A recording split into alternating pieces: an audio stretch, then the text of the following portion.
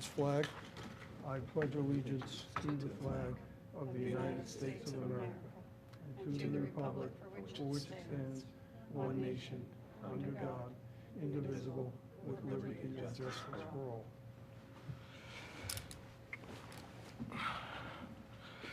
Thank you. The minutes of the previous meeting having been sent to everyone, I will entertain a motion to approve the minutes.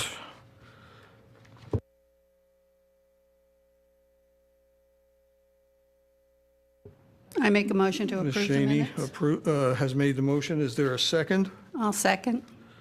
Thank you. Ms. McCarthy has seconded it. I will ask that one addition be made to the minutes. Mr. Taltone, I think you already have a copy of the letter. If you don't, I have it here. The letter that was actually read into the record at our last meeting, the letter co-signed by Jack Lynch, President and CEO of Mainline Health, and Andrea Gilbert, President of Bryn Mawr Hospital. Although Ms. Gilbert did read the entire letter and it is part of the record of our previous meeting, I would ask that the actual letter be appended to our minutes. I'll do it. Thank you. I do have a copy of it. All right. Any other additions, corrections, et cetera? I did have one addition under old business. The first bullet point, efforts to determine the link between geese on playing fields and human health have not been fruitful, I might add, but contact with geese feces exposes people to salmonella. All right, and I think you will be making that point later on in this meeting when you present your report, Dr. Donato, but we'll make that change. Any other corrections or additions to the minutes of the previous meeting, October 21st?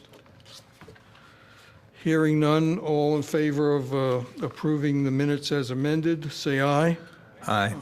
Any contraries? So ordered. The minutes are approved as amended. Moving on to announcements. Before Mr. Taltone gets to his announcements, I would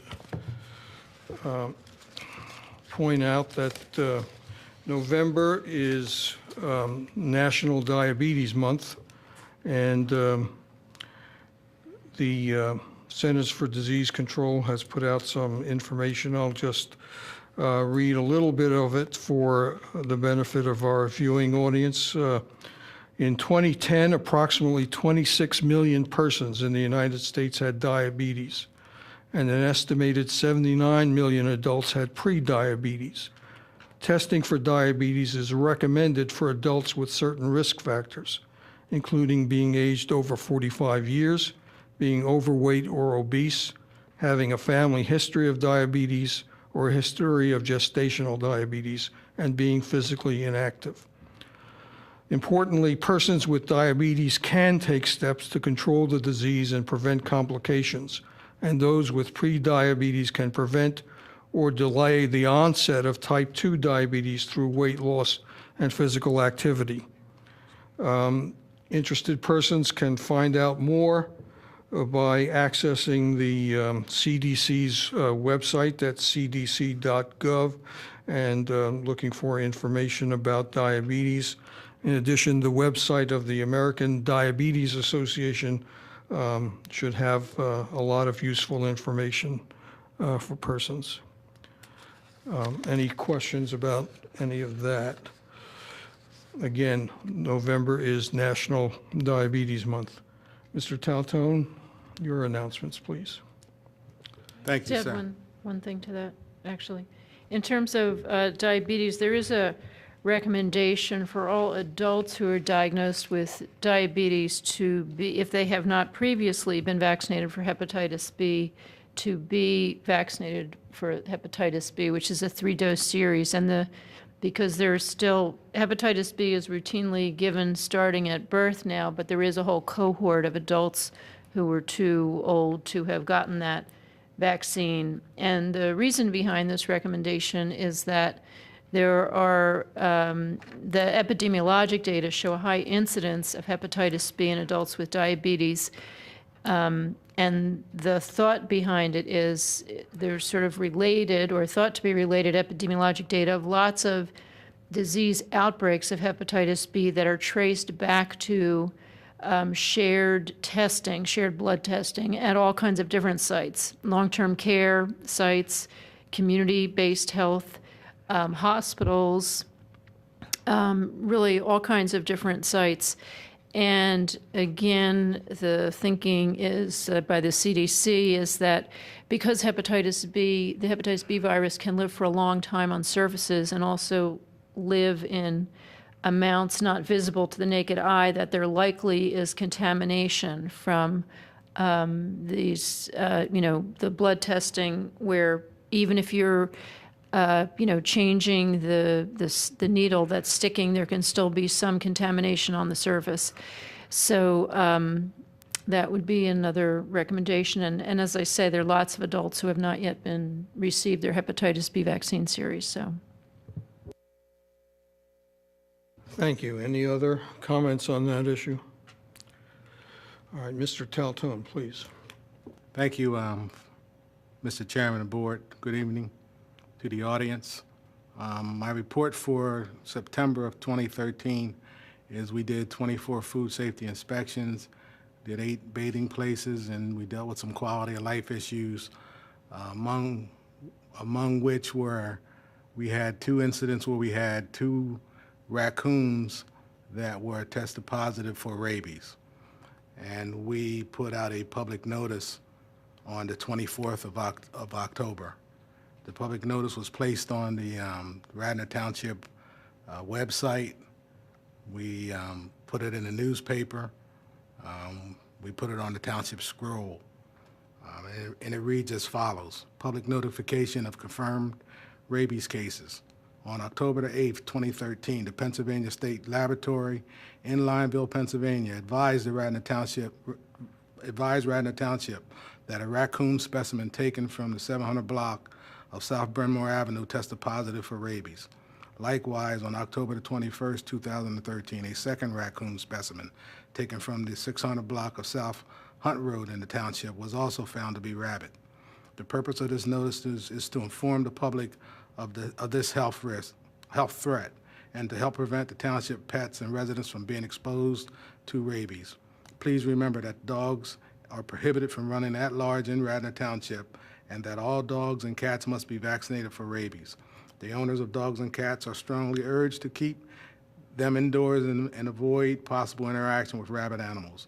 If you see any wild animal or pet acting strangely, please avoid contact and immediately call the Radnor Township Animal Control Officer or 911. Also, on October the 25th, 2013, we had the Ask the Doctor Wellness on Wheels van here. It was a cooperation between Intercommunity Health, Radnor Township, and Independence Blue Cross. Dr. Vederian, the county senior medical advisor, was here. I believe the number of people that he saw was around 13 people that actually came in and talked to Dr. Vederian and got their blood pressure checked and so on and so forth. So that was a pretty good turnout, considering we had the trick-or-treat for the children in Radnor at the same time. It was pretty busy around here. So we had that on the 25th of this year.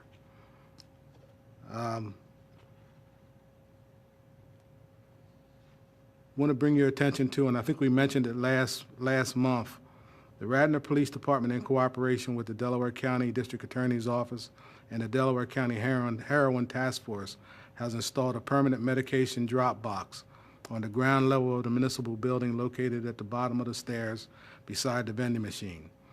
According to the studies, residential supplies of pharmaceutical controlled substances have become the drug supply of choice for young people as well as criminals. While prescription drugs may seem a world away from heroin, experts say that moving between the two is actually quite common. We now offer our residents the opportunity to drop off potentially dangerous, expired, unused, and unwanted prescription drugs and remove these substances from the home and water supply and safely turn them over to law enforcement for proper chain of custody and destruction. It says, please see the chart below for items that are not accepted. Residents can drop off these items during normal township business hours. And the items that are accepted are prescription medication, over-the-counter medication, vitamins, drug samples, pet medications, ointments, lotions, liquid medication in leak-proof containers. Just as important are items that are not accepted. Loose pills, pills not in a closed container or sealed bags, needles, thermometers, bloody or infectious waste, medication from businesses, hydrogen peroxide, aerosol cans, inhalers. And that drop box is located at the bottom of this on the first floor outside of the police department, where it's under surveillance all the time. And lastly, you'll find in your packets is the ongoing public flu locations where you can get flu shots. If you look on the last page of those 3 lists of pharmaceuticals, you'll notice that Wayne has 2 locations. One is, and both of them are the Rite Aid pharmacies. You should call Rite Aid to find out what their scheduling is, whether or not you have to make an appointment. The 2 numbers, the one for West Wayne, the 100 block, 127 West Wayne is 610-293-1496, and the other one is 644 West Lancaster. The number for that one is 610-964-8981.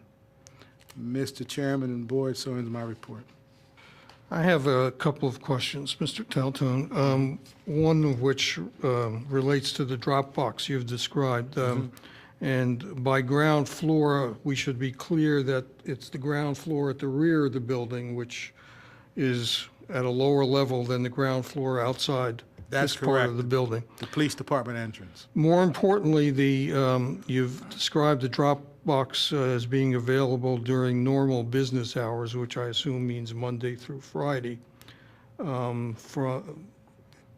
8 to 4. 8 to 4. Is there, the door is closed, that back door is closed, in fact, on Saturdays, as is the front door over here. And I'm wondering how useful that is for citizens who themselves work during normal business hours and then don't really have a great opportunity to drop off unused medications. I'm not clear on that. I have to refer to Corporal Gallagher, who runs that program. Thank you. I mean, if you speak to him, and I would like to get involved in that process, because I think it's far more useful to have the hours, maybe even alternate Saturday mornings, have that back door open. I'm sure there's a police presence on at least Saturdays. I'll share those comments with you. Thank you. With regard to the wellness van, if you recall, our original try at scheduling that was to have it coincide with the wellness fair for employees and residents of Radnor, which took place also on these grounds here. But that didn't work out. For some reason, the county was unable to schedule us. If we know far enough in advance, even if we know now, whether there will be a repeat wellness fair for employees and residents of Radnor Township, it would make sense to me to reach out in a proactive way to the county so as to try to schedule the wellness van for next year at that same time in order to have a chance at increasing the turnout. 13 persons is not a lot. Well, you're correct on that, but his last visit, he told me it was less than that. So I felt that we were at least in the ballpark. But my point is that there were more people, it's my understanding, at the wellness fair. Oh, absolutely. a lot more. And consequently, the wellness van would have greater utility if we were able to schedule it at the same time as that fair. Do you know now if the township is going to have? I don't know now because what we've have been doing in the past is doing it every 2 years, every other year. Okay. Thank you. Are there any other questions for Mr.? I have a quick question about the flu shots at Rite Aid. Is there a charge for that? Yes, on the sheet, I think it tells you that what their fee is. Flu vaccine is available for free at the branch of the State Health Department and for Delaware County, but, you know, you have to drive there and, yeah. No, it's right next to the airport. It's in Chester. Yeah, it's in Chester. Yeah. It I says mean, the I price. went there to get my shingles vaccine because they had a window where they were offering it for the FDA guidelines, which start at age 50. So, you know, you can go and you can park there and it's, you know, perfectly safe and, you know, whatever. I'm just saying it is a drive. So I don't know how much you'd spend in gas compared with, Right. and your time compared Right. with going to your neighborhood pharmacy if it's not provided by I mean, most healthcare plans cover it 100%, no copay, and many, if not most, physicians' offices have walk-in hours, you know, several times a month, if not a week now to get it. Okay, thank you. Just to answer that question that you asked me, the packet actually says that the price of the flu shot is $29.99, and for pneumonia shot was $79.99 for those 2 locations. Thank you. Any other comments or questions about Mr. Taltone's report? Hearing none, we'll move on to old business. And before we get to the listed items, I need to add an item. And if you recall, we were asked by the Board of Commissioners to provide some recommendations, which we did, regarding requests by residents of Radnor, some residents of Radnor Township, to establish and maintain backyard chicken coops. And our report was fairly thorough. We described the conditions under which that might be allowed, safely allowed, and healthfully allowed. We submitted that to as directed to the Director of Community Development, Mr. Kevin Kachansky, and I've been asked by some members of this board whatever happened to that. And I inquired last week and was informed that at the request of the township manager, it has been put on hold. I had hoped to have an opportunity to speak to Mr. Zinkowski today. We were to have conversed via telephone, but he was called away on an urgent matter, and we were unable to do that. So hopefully I will find out that information between now and the next meeting and get back to everyone. Any questions about that? Okay, moving right on, we have a report prepared by Dr. Lynn Donato, a member of this board, again in response to a request from the Board of Commissioners to provide them with some recommendations with regard to the growing problem of Canada geese in our township. And so I'll ask Mr. Donato to walk us through his report. Okay, thanks, Hiram. As the Board of Commissioners, they had asked for the Board of Health to comment on the large numbers of Canada geese collecting at the playing fields and other recreational areas. And Amy Wishner and I looked at a few issues. Also, the EACs also looked at a couple of things. I touch on them briefly, but I'll let their report go into detail about particularly habitat destruction and competition with native species. Because some of the concerns that we are talking about with geese are the habitat destruction, the competition, harassment and interaction with humans, and also fecal contamination of areas where people and geese kind of come together. So as far as habitat destruction, and again, this wasn't my main focus, but in some discussions with wildlife rehabilitators and some literature that I kind of passed as I was going through more for the medical aspect of things, there didn't seem to be a major concern for habitat destruction. And the Canada geese tend to like large grass areas, and they don't take the grass right down to the dirt.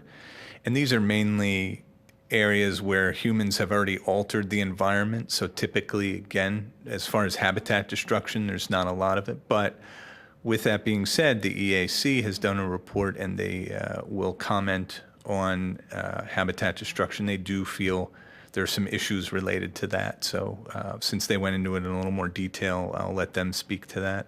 Along with the competition with native species, again, the geese tend to not inhabit the same areas as some of our native species, but so I wasn't too concerned about that. But again, I didn't go into it as in-depth as the EAC will. So I really want to take those 2 points and have them talk about that. As far as from a health standpoint, the biggest concern that we have is the fecal contamination.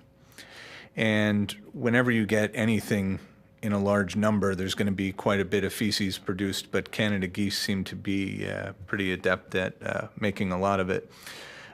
People come in contact with it while they're on the sports fields, particularly our children. It's been a little challenging to find reports that directly relate to wound contamination or, for example, salmonella that's directly from geese going to humans, because it may be an accidental exposure. In fact, most of the time it is, and a person may not realize that they actually picked up bacteria from geese feces. So that's what's making it a little hard when we go to look for reports on salmonella infections, just as an example, directly related to geese. There are a lot of fecal bacteria that geese do produce. Salmonella, we know, is a big one for them. Again, it's just tricky to trace it back to specifically geese. There's also some other parasites and bacteria that can be found in geese feces and can just be potentially infectious to people. Again, the reports are spotty on that. As far as another issue, we do see harassment and interaction with people. Geese can become pretty territorial, particularly when they have a nest nearby with eggs, and you'll hear a lot of reports of geese chasing people and occasionally just nipping at them, which doesn't do very much, but it's still a little bothersome to the people when they're getting chased by a large goose. And also, geese can wander into the road and alter traffic patterns and get hit. So there is an issue with the geese. As far as the risk goes, as we said, habitat destruction and competition for native species is a little lower than perhaps the fecal contamination that we might see on our sports fields or in picnic areas. So we do believe that there is an issue from a public health standpoint and things that can be done to help. We believe that posting signage in areas of not feeding the geese would be very, very important. Feeding will keep a flock in an area, particularly at the beginning stages when that flock is first forming. And likely people at the sporting events, or if, again, there's a picnic lunch, they'll leave food behind or directly feed the geese, which, again, starts the whole problem. So we think signage will help with that to kind of help educate our residents. It also keeps them, if there's a food source, keeps them there, and they will also attract other migrating geese, as those migrating geese from above will look down and see a nice flock developing. Obviously, there's safety in numbers, so they can lag behind. Another thing that I think we should be doing, education on our township website about feeding the geese, and education about fecal contamination. Pretty important. Education's obviously a big role here, plays a big role. One other thing that some other towns have tried, particularly around sporting fields, is large dog cutouts, cardboard cutouts, or wood, not cardboard, plywood cutouts, and great horned owl decoys. So these things would function similarly to a scarecrow, and they would need to be moved around, but that can be done by the people maintaining the grounds. I know personally I had one of a playhouse in my backyard where geese would actually come in to, while they were migrating, just to get out of the cold, in essence. And of course, then the whole thing was covered with goose poop. So all I did was take a great horned owl at the hardware store. It's pretty inexpensive, and just put it in there. And I have not had a problem for, I think, 6 years since I've done that. So really, they do work, the decoys. The other thing that can be done to help out with this creative landscaping, and we were just having a discussion before the meeting, there's a lot of recommendations out there, but of course each landscape is unique, and probably a landscape architect would be really useful in determining what strategies would be helpful in what areas, because there's anything from letting grass grow a little bit longer to putting up small fencing areas to having creative shrubs around. So there's a number of different ways of dealing with that. And in the packet here, I do have a website that does have a lot of recommendations related to habitat manipulation. And in fact, there was a Belmont Goose Project in Philadelphia roughly around '99 in one of the Fairmount Park sections, and it really helped bring down the geese dramatically. So I think something like that can easily be done here. And then one very creative school ended up buying, and it's a piece of equipment out there called the Nature Sweep. It's similar to a Zamboni for you hockey fans, and can be purchased to clean the sports fields. So again, kind of goes along with a large piece of machinery that's similar to cutting grass in essence, only it cleans the grass. And it's been successful, particularly at this one school in northern New York, but I've read a few reports about it from working in other places as well. So that's kind of the thoughts that we had around managing geese, and if anybody has any questions. Well, one thing I was just trying to sort of think about, okay, well, where do we have the problems in Radnor Township? And I came up with the Willows, Radnor High School, the Villanova wetlands by the law school along county line. I guess, were you saying Wayne Elementary? Is that where? Yeah, back in Wayne. Wayne Elementary. I mean, are there, I haven't used the walking trail in a while, but I don't remember them being along the walking trail, but just trying to think of, okay, so where is this problem? A lot of the playing fields have them. I know there's Right, that's what I meant by the high school. at least one large flock, and maybe there's actually two of them that swoop down on Philippone Park all the time. And now is the soccer season, and I assume those kids are getting quite dirty from that. So, and Mr. Kane, who was here at the last meeting, indicates that the issue extends to school district, the Radnor Township School District playing fields as well. I mean, it does seem like there's some different ideas.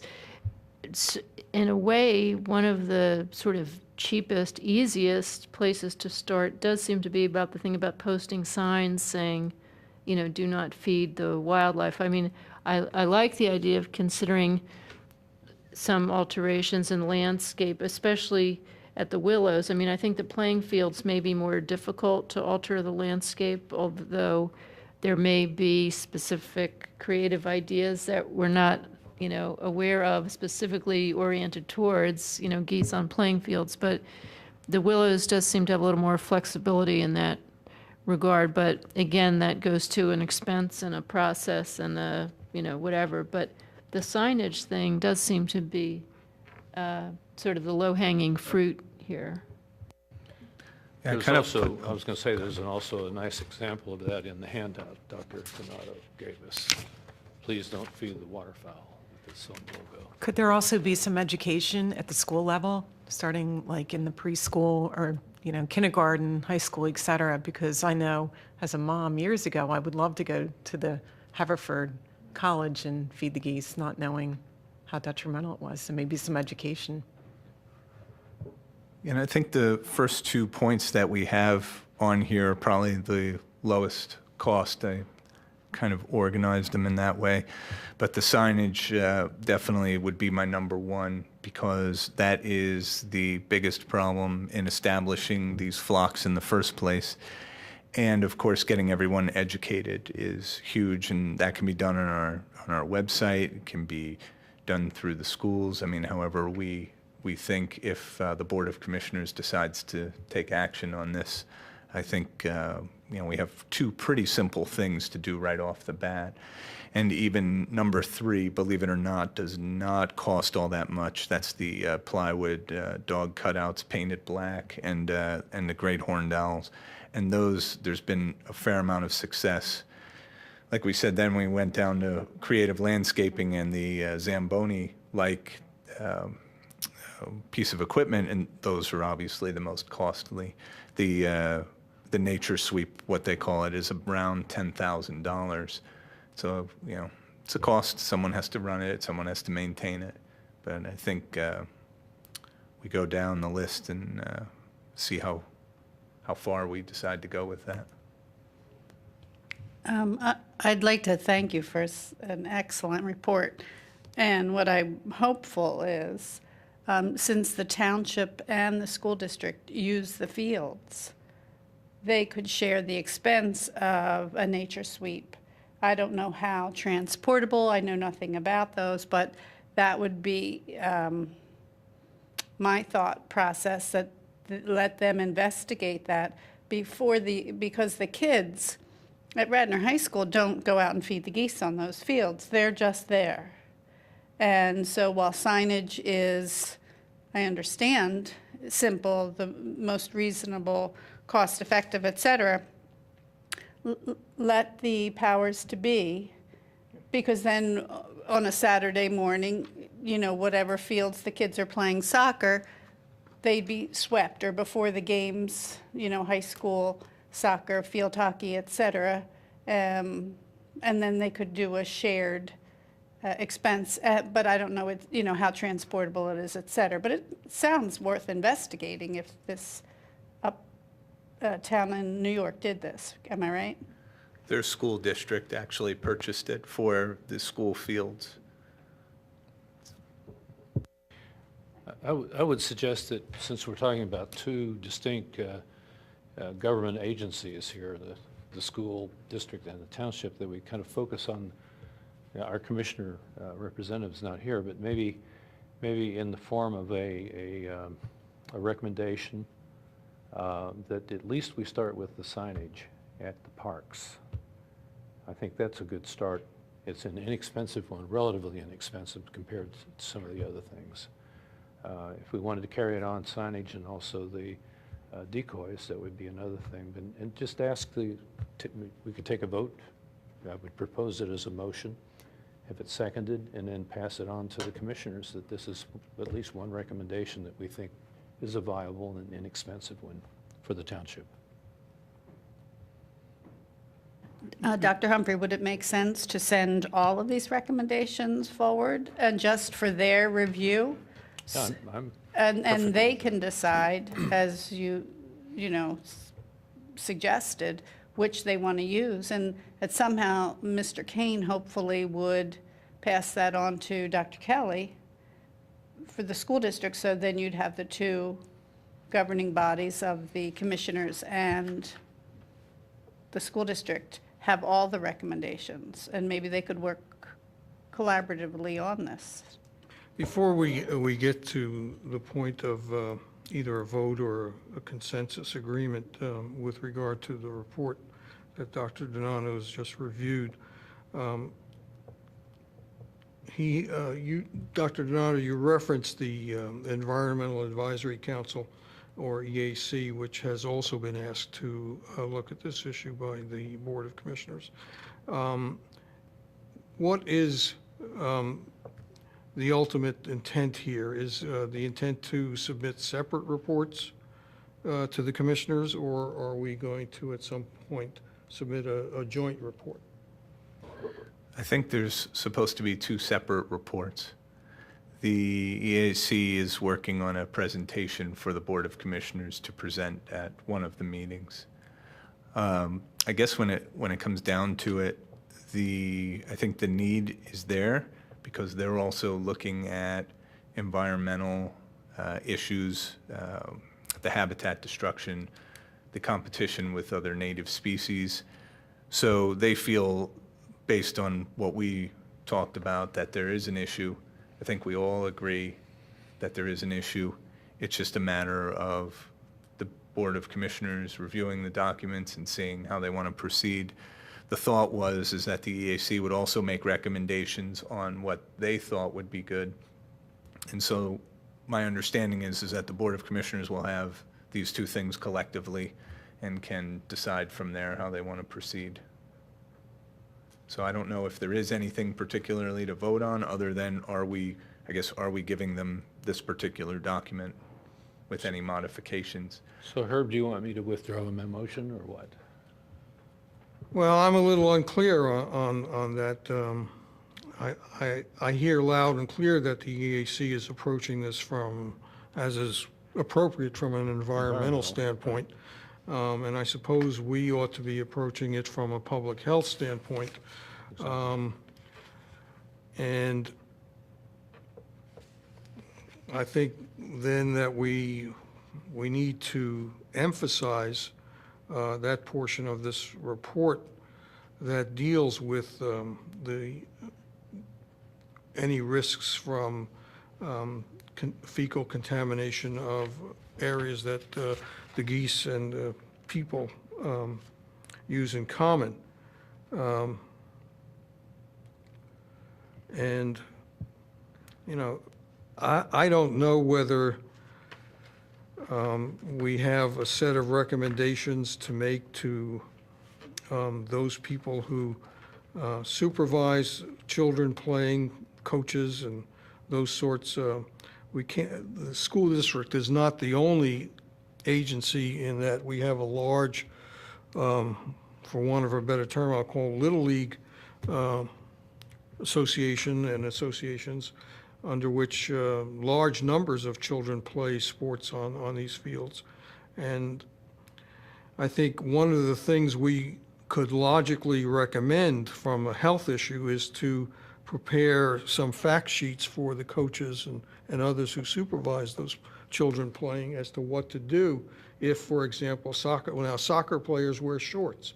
And so if they fall and if they actually get a scrape or on a knee or an elbow, are the coaches equipped to clean that immediately, and what other recommendations should we be making along those lines?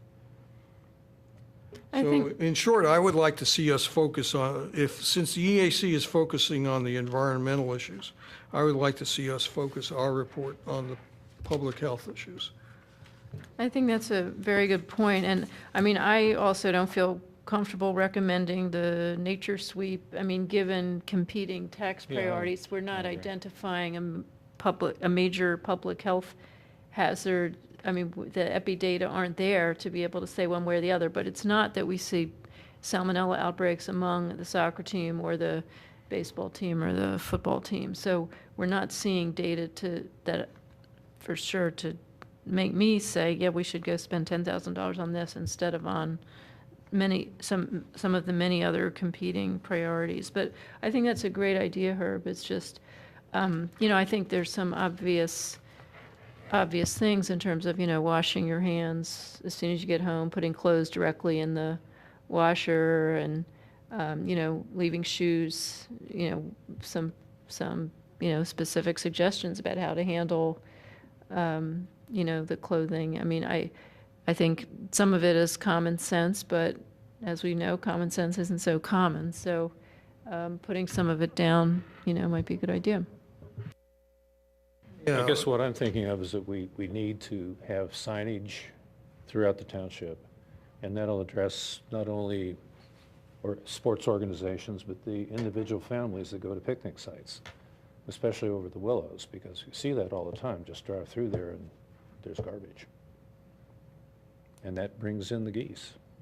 So we need to at some point, I think, advise, if not prohibit, but certainly advise against feeding the geese. And that could be simply done with the signage.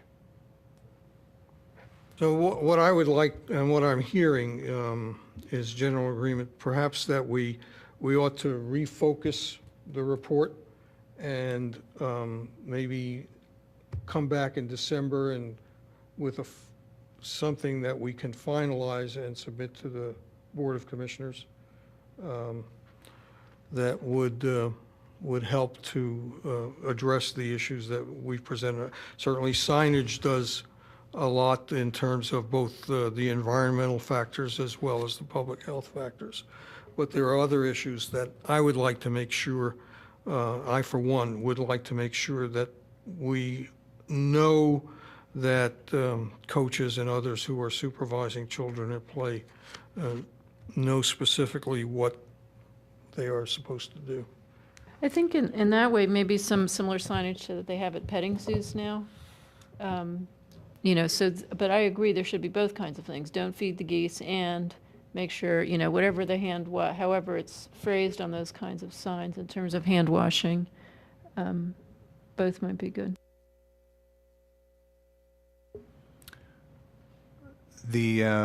As far as the fact sheet, is that something that we want to develop now?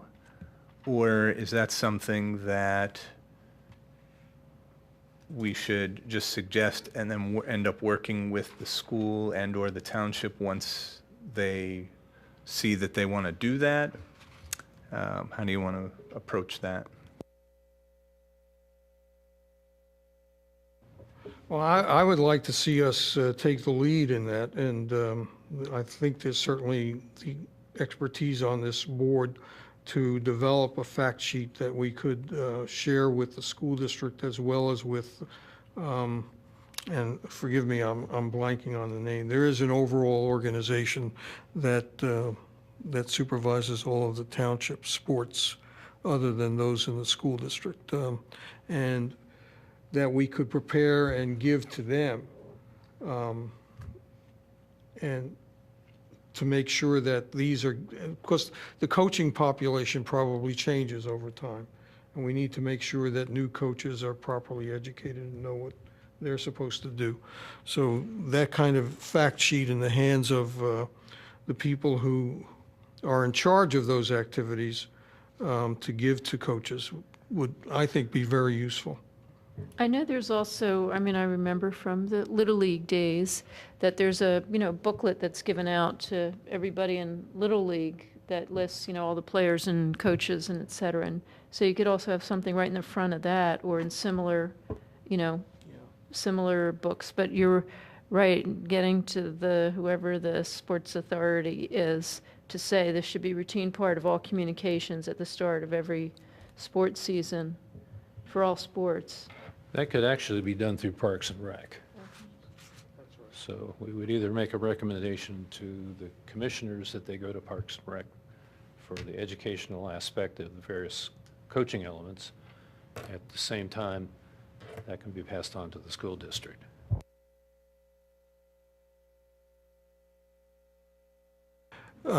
If there's anyone on this board, so Dr. Donato and Ms. Wishner have worked on this. If there's anyone else who wants to join them to help prepare that fact sheet, please get in touch with either one of them and get together. But Dr. Humphrey, your notion about Parks and Recreation, and Ms. Wishner, I too have, I probably have several of those booklets because they're given to parents, which is a good thing, as well as to coaches. And so that could be an additional way of educating parents about these issues.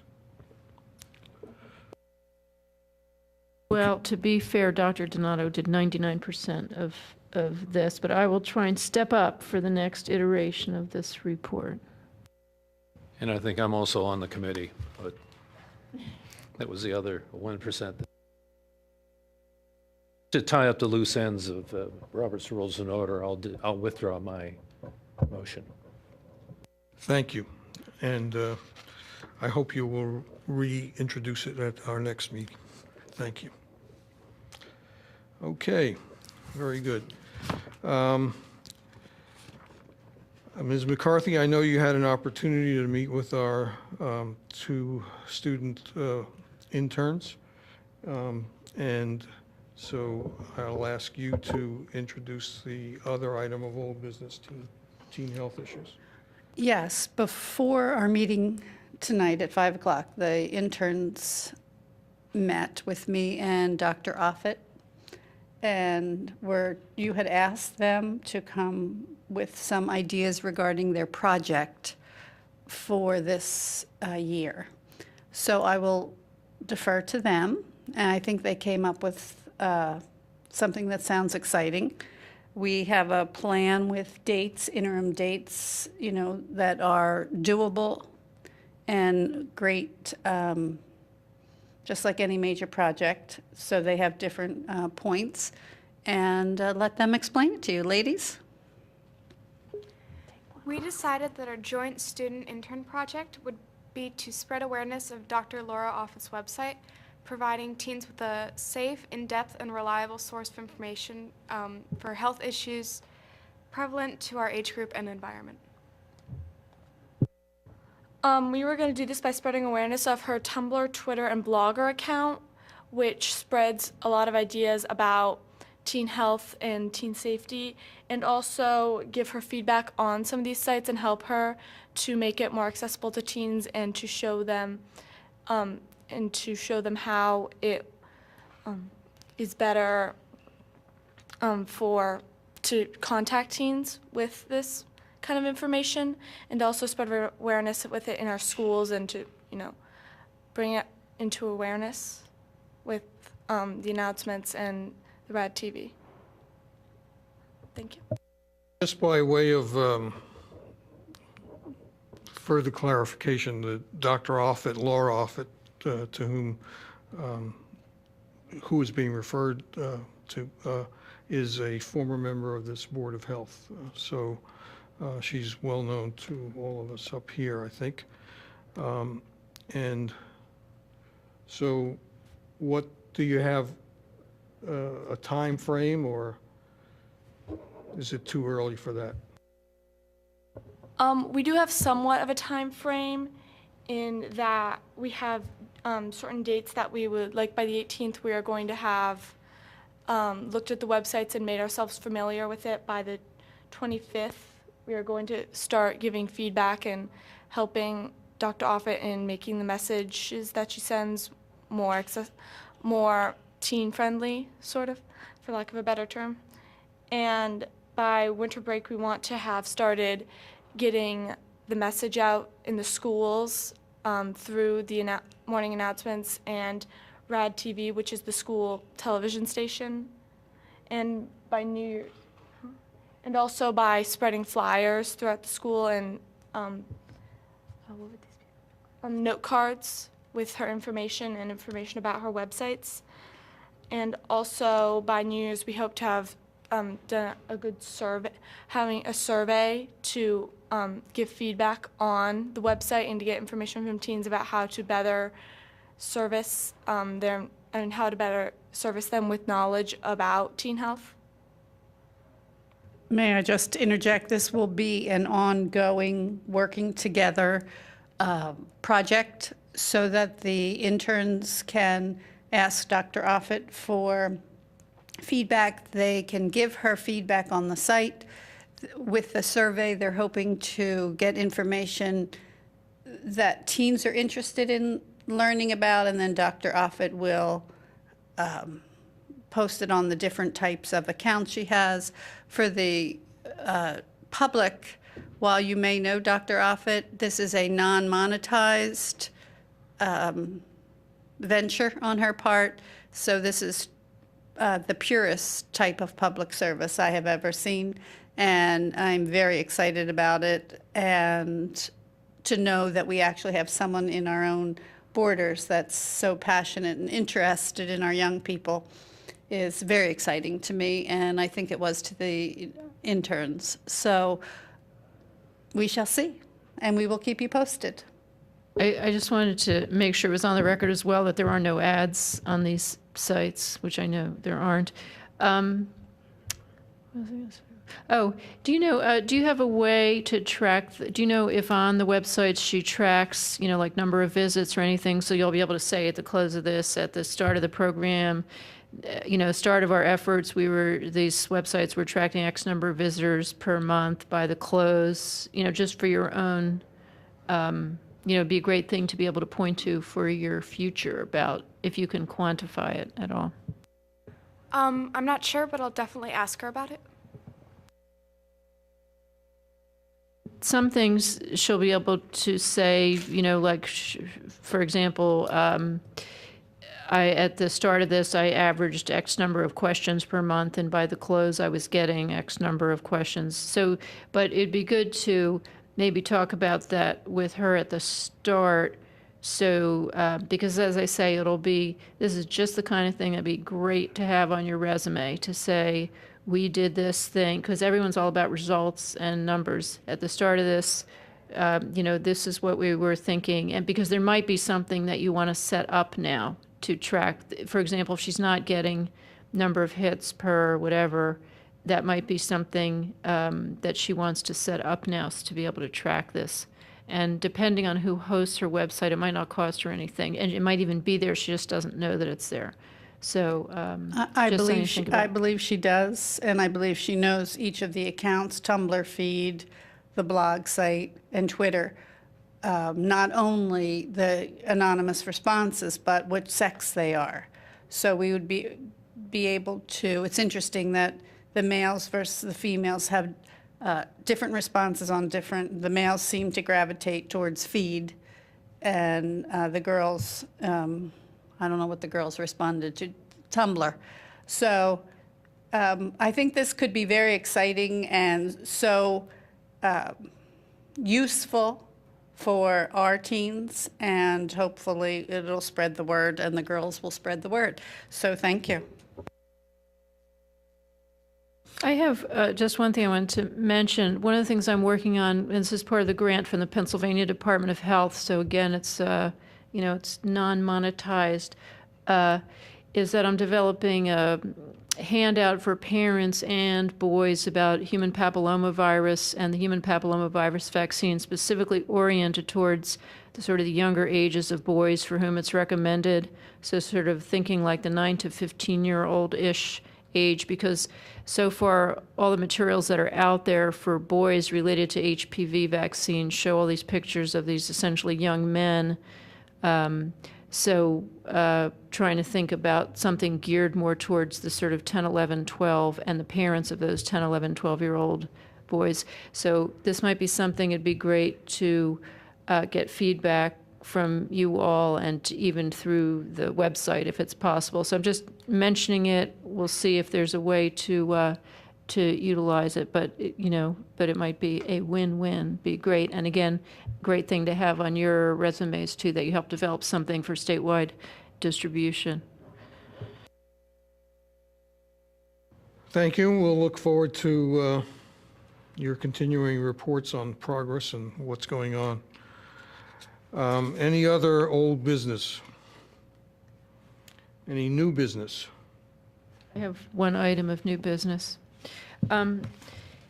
Herb, your time here is unfortunately coming to a close, and we know that sometimes a December meeting, we didn't want to count 100% on having a quorum at the December meeting. So just to be on the safe side, we would like to present you with a certificate from the Radnor Township Board of Health, a certificate of appreciation to Herb Hazen, Chairman, in recognition to your dedicated service to the public health, safety, and welfare of the Radnor Township community, serving on the Radnor Township Board of Health from January 1st, 2006 to December 31st, 2013, which I would say is 8 fun-filled years. Please know that the citizens, commissioners, and staff of Radnor Township deeply appreciate and thank you for your service, and it's signed by Elaine Schaefer, President Board of Commissioners, myself as the Vice Chair, the Board of Health, and Robert Zankowski, Radnor Township Manager. And I think tonight in our discussion of Geese, you're bringing up, a different focus than was kind of originally in the report, is a perfect example of the kind of leadership that you have shown on many, many health issues on the Board of Health. So thank you so very much.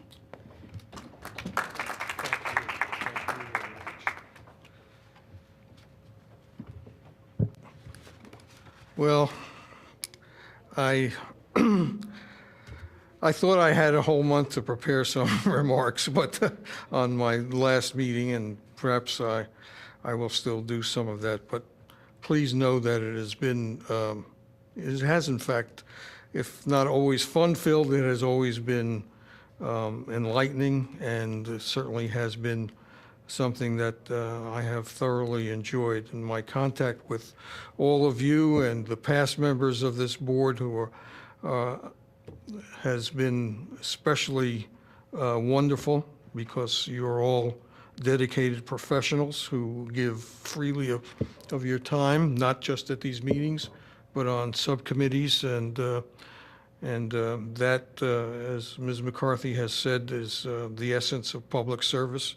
And that kind of dedication, I know, doesn't exist everywhere. So I want to thank all of you for making whatever we have together accomplished over the last 8 years possible. Thank you. I will treasure this. Is there any other new business?